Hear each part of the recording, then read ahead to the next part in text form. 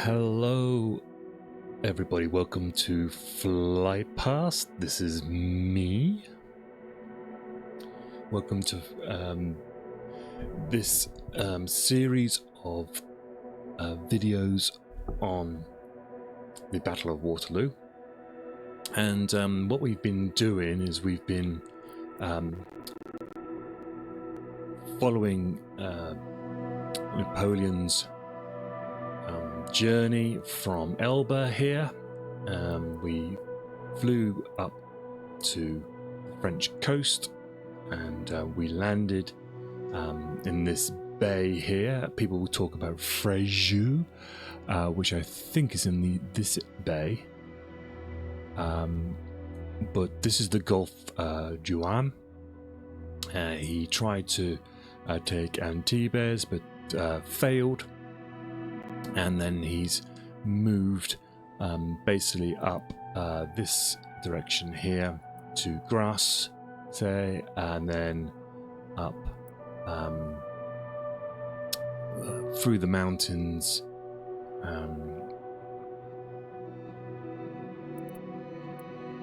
to heading towards the Dauphin region of France, which is here. Basically, he wanted to avoid coming through Marseille and Provence, which were Royalist areas, and we managed to get ourselves to a place. We went through Gap, and in the last stream, we got ourselves to a place called La Mure, which is just here. So let's jump into the faithful Huey. Now, we had some technical issues last time. Since the latest update, we've been experiencing some connection issues. But hopefully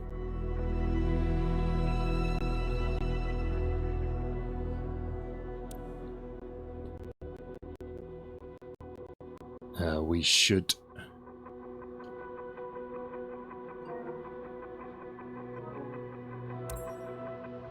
be okay, though it's looking a little bit dodgy. Let's put the gyro on.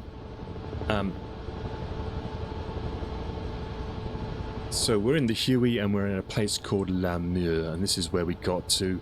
I believe this is for everyone watching back on YouTube. This will be part 9 going forward. So Napoleon has decided that he's bored of the island of Elba. He's been on it for 300 days. He's not the sort of guy that running an island he's interested in. He wants to run France, and he set sail from Elba, taking the opportunity when the Sir Neil Campbell, his basically his jailer, the British envoy sent to watch over him. He'd left the island of Elba in February, gone to the mainland of Italy, and bizarrely he left Napoleon, who had 1,000 men. He had about 650 of his own guard, and he had I think about 160 Polish lancers with him, and he set sail in a fleet of 7 boats on his boat called Inconstance, and managed to evade the French and Royal Navy, and headed out into the Mediterranean, heading towards France.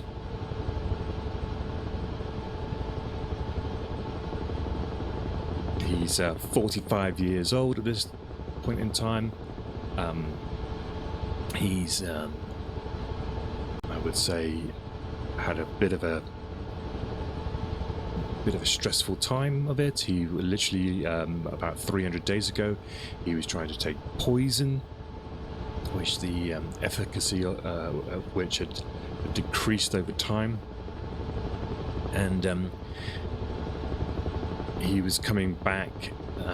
He was trying to get to Grenoble. It's only going to take him 6 days. It's about a 200-mile journey, but there's no one in between the coast and Grenoble who's going to stop him.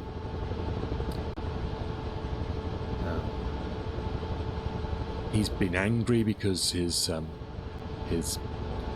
pension has been refused to him, or they're going to reduce it.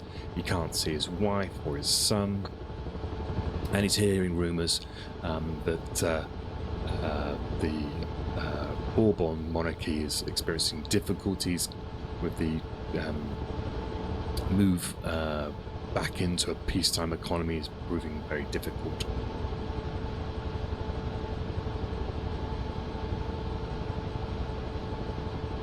So we are in southeast France, sorry, and we are heading to the end of this lake here, and this is an important place here. We'll see if we can have a look around here. This is La Fraye, and this is the first significant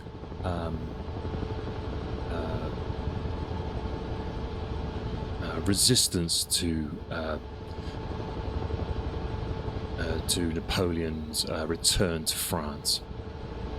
As you can see, you've got the plains, and I think that's Grenoble down there in the distance, and this place below us now is a town called La Fraye, and this is where the fifth line meets Napoleon. I believe it's in this field right here, this area here. Well, according to statues and things like that, is the place where Napoleon is met.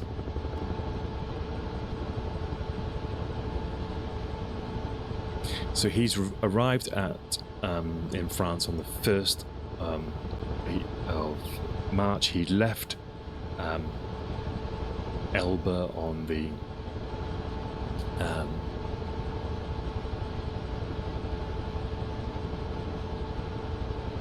on the 26th of February, and he's coming to this place here. He's arriving.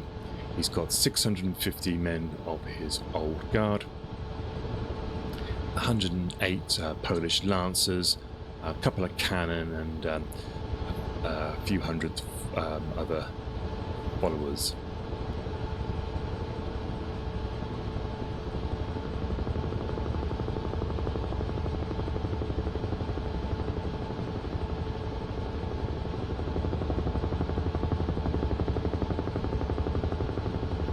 So let's just see if we can come down, and we'll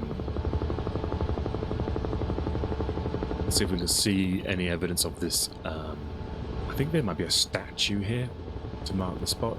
Let's see if we can find that. So let's just pause here, jump out.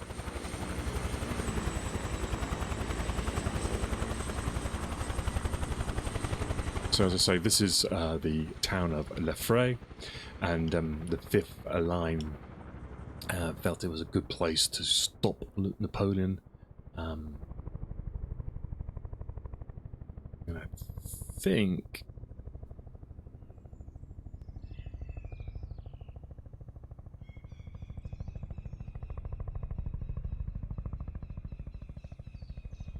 it might be somewhere around here. Could be this park. See if we can see any evidence of a statue or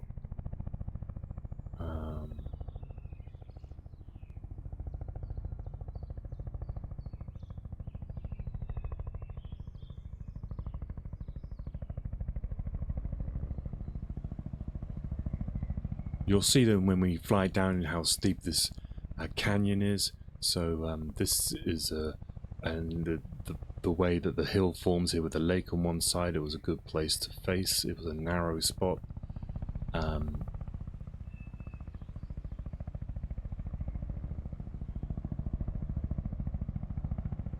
He's basically around about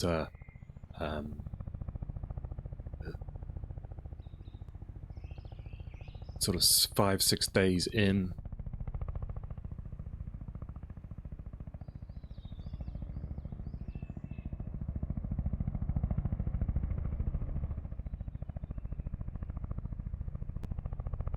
So this is about 15 miles. You can see Grenoble over there, where those blue lines are going towards. That's Grenoble. It's about 15 miles away. And this is where he meets the regiment of the 5th Line Regiment, and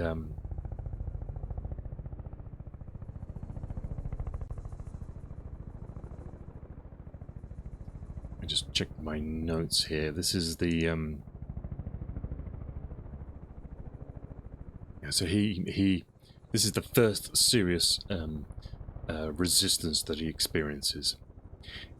His path is blocked by the members of the 5th Line and some engineers, and this is where Napoleon will stand in front of these troops and says, you know, do you recognize me? You can shoot me if you want. And what he is believed to have said was, soldiers of the 5th, you can shoot your emperor if you dare. Do you not recognize me as your emperor? Am I not your old general? And he could see that the soldiers have wavered. He's been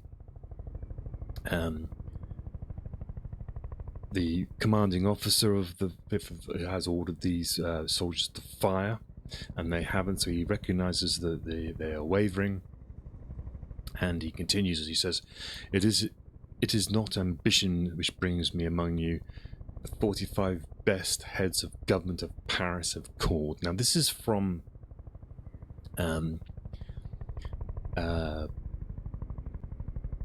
the correspondence volume, I think it was 31. It's 32 volumes. It's in Paris. It's from Paris, and it was where it was written later. So he's actually lying here to the troops of the 5th. He's saying, you know, I'm not coming back because I'm going to try and stage a coup d'etat. I'm actually coming back because the heads of the government of Paris have called me back from Elba. And he says the 45 best heads of government of Paris have called me from Elba, and my return is supported by the first 3 powers of Europe. And that's a reference to the Congress of Vienna. So he's lying about why he's here. But the lie succeeds, and the troops break rank, flocking towards him, and crying "Vive l'Empereur!" So this is a decisive moment. This is I mean, we're talking about a regiment here is coming to face him. It would have been a significant battle if the old guard got involved, and it could have nipped it in the bud. So this area is a significant place in French history, especially with the events that will follow in the next few months. So this is where he could have stopped. And so before this time, if you remember the old poem that we mentioned, he says that he was a brigand. Before this point, he was ambitious. He was taking a gamble. But from this point, when this 5th line breaks and comes over to his side, it starts the snowball effect of the French army coming to him. Let's jump back in.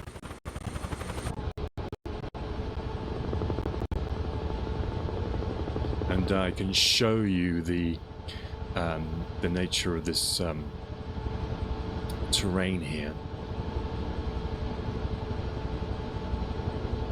It jumps down steeply. The road comes down, falls down into the valley.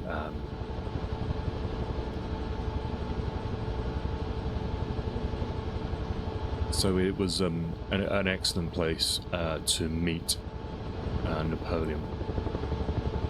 But of course, he can now descend this mountain, descend from the Alps.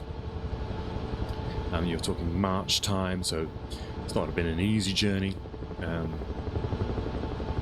And he now follows this road down and into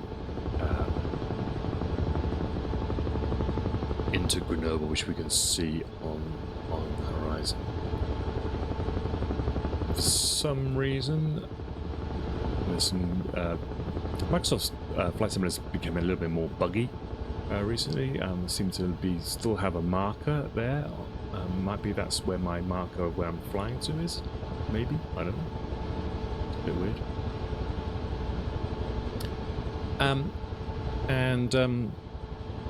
Yeah, so that is the meeting of the Napoleon and his first troops. So I will pause here so that I can break up this video later, and I'll put it back out onto YouTube. So we'll just have a quick break.